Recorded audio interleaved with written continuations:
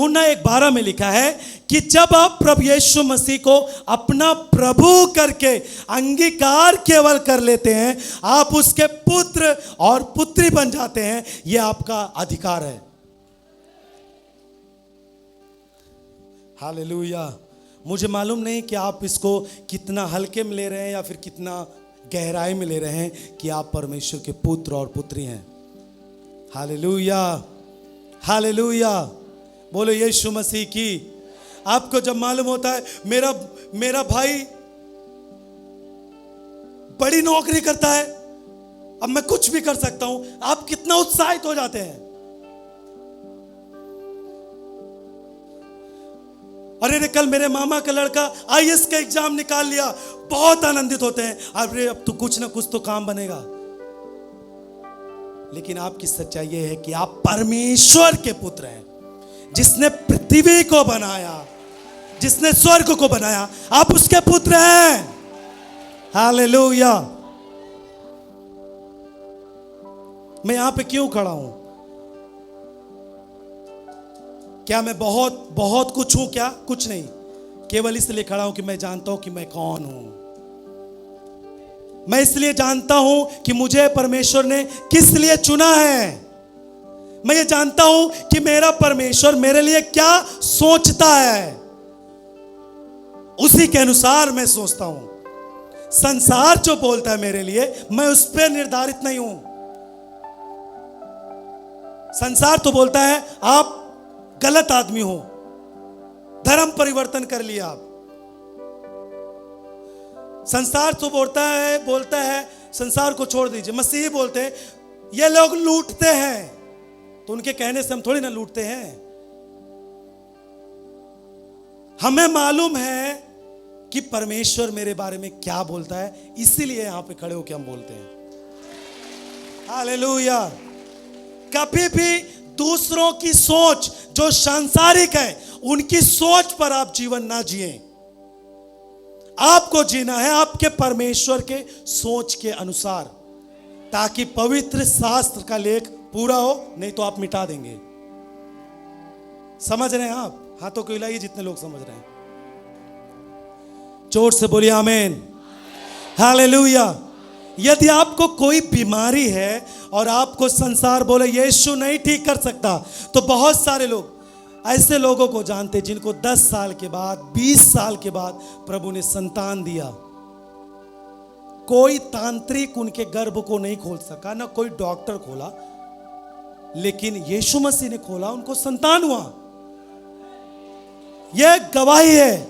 लेकिन जब उन्हीं लोगों को देखते हैं कि उनका बच्चा थोड़ा सा रोया, एक मीटिंग दूध क्या नहीं पिया, झाड़ फूक में चले गए।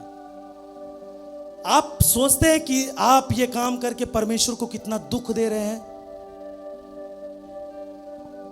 एक बार आपको सोचना चाहिए, जिसने 20 साल के बाद मुझे संतान दिया, अद्भुत काम किया, मेरे बच्चे का दूध जो छोड़ दिया है क्या नहीं पिएगा? लोगों के कहने से, फैमिली के कहने से, परिवार के कहने से आपका कोई भी आपके जीवन का निर्णय नहीं होना चाहिए। ना आपके खुद का, ना आपके परिवार का, ना आपके बिजनेस का, ना आपकी सेवकाई का। मनुष्य के कहने से निर्णय ना लें, नहीं तो आप धोखा खाएंगे। आप परमेश्वर को अपने जीवन में गुस्सा दिलाएंगे। आप हमेशा वो काम करें जो आप योजना के अनुसार करते आए हैं और उसी के अनुसार करते जाएं। सब जन जोर से आमीन बोले।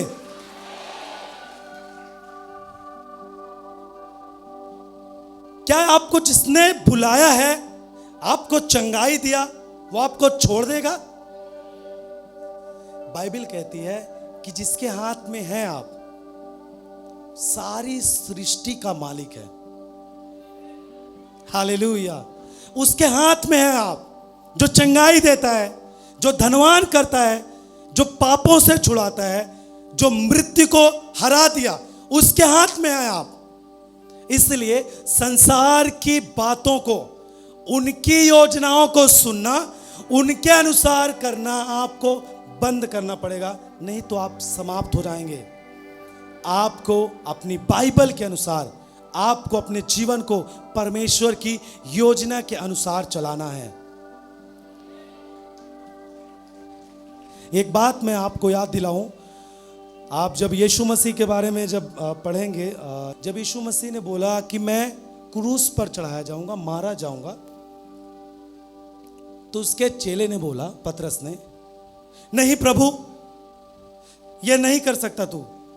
उसको उसने रोका, क्योंकि ऐसा नहीं है कि वो गलत बोल रहा था, क्योंकि वो यीशु मसीह से प्यार करता था, यीशु मसीह से प्यार करता था। अब कोई जिससे प्यार करता है व्यक्ति, वो मरने वाला हो और खुद बताए तो दुख होगा ना। इसी आवेश में उसने बोला, नहीं प्रभु, आप ये नहीं कर सकते। यीशु मसीह ने उसको शैतान बोलकर डांटा। क्यों? क्योंकि पवित्र शास्त्र में जो लिखा है वो पूरा ही करूंगा, मनुष्य के कहने पर नहीं रुक सकती वो बातें। वैसे ही आपके जीवन का निर्णय, आपके जीवन का जो निर्णय है, जो आपके परिवार का निर्णय है, आपकी कलीसिया का जो निर्णय है, वो मनुष्य के भावुक होने, रोने गाने, व्यर्थ बातों को बोलने से आप अपने जीवन को, उनकी बातों को अपने जीवन में ना आने दें। क्योंकि जब आप उनकी जीवन को, उनकी बातों को अपने जीवन में आने देंगे तो आप पवित्र शास्त्र के लेख को पूरा नहीं कर सकते। आप तुरंत कटाव करिए। आप परमेश्वर के विरोध में कोई भी बातें हैं, वचन के खिलाफ है, उसे हटाइए अपने जीवन से। आमीन। क्योंकि मैं वो काम करूंगा ताकि पवित्र शास्त्र का लेख पूरा हो। आमीन। चर्च की सभी प्रार्थनाओं को और परमेश्वर के दास के द्वारा टीचिंग सुनने के लिए और अपडेट्स को जानने के लिए हमारे इस चैनल को सब्सक्राइब करें और साथ में बेल आइकन को दबाएं, ताकि जब भी लाइव प्रार्थना हो तो सबसे पहले आप देख सकें।